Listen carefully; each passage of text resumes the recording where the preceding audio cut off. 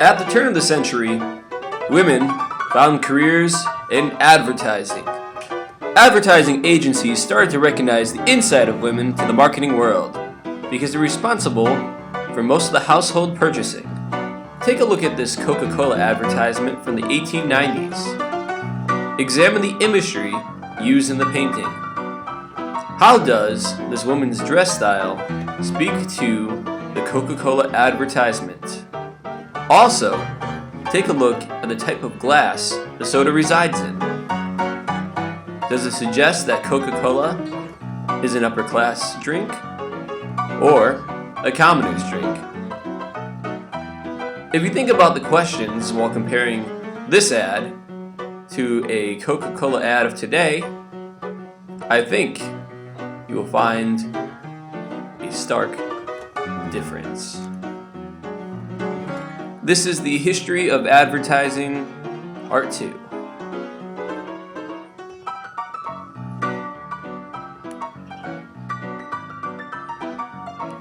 Advertisers also noticed women's insight in sex appeal.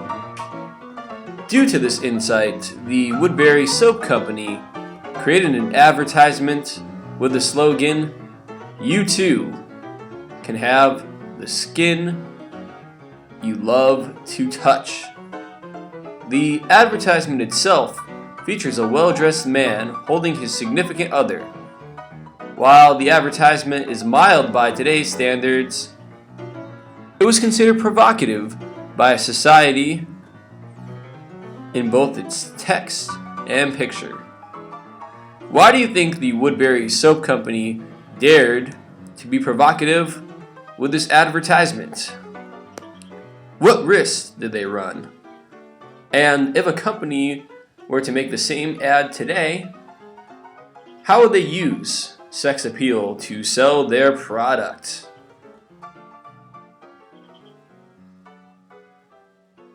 The 1900s also saw advertisements that enticed intellectuals. Take a look at this Encyclopedia Britannica advertisement. The header, "When in doubt, look it up," is eerily similar to society's attitude about finding information on the internet. When in doubt, you can execute a Google search on the information you need to retrieve, and you will find it. The same concept applies to this advertisement. Like Google, Encyclopedia Britannica boasts that it hits the main source for information with its 29 volumes and 28,150 pages.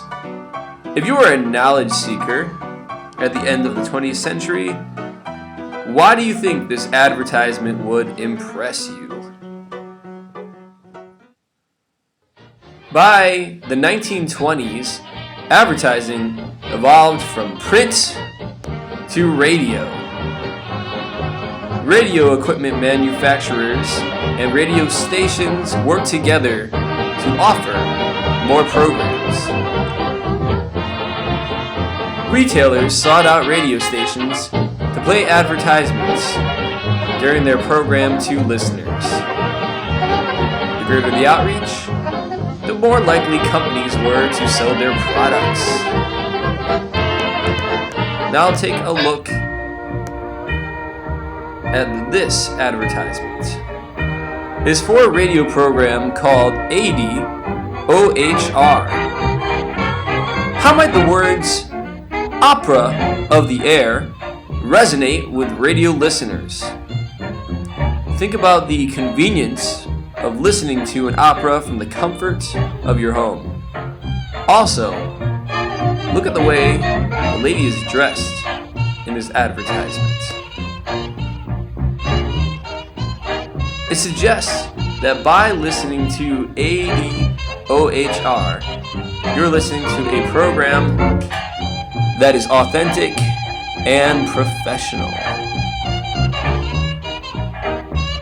Also, look at the amount of font used in this advertisement. What does it suggest about the literacy of society back then? Today, when you examine most advertisements, It is mostly pictures with very little text. This advertisement is the exact opposite. It is text with very little picture at all. Now, by World War II, advertising started to promote commercial goods, but it largely served to inform and educate the public on various issues. Advertising also existed to boost morale at home. Take a look at this advertisement. How do you think the strength of women speaks to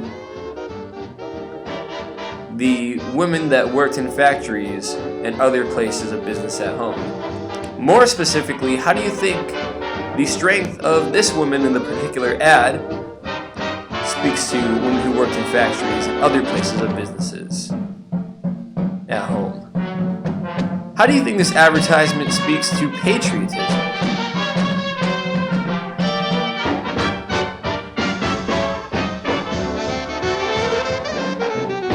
Now go ahead and answer these questions in the comment section below.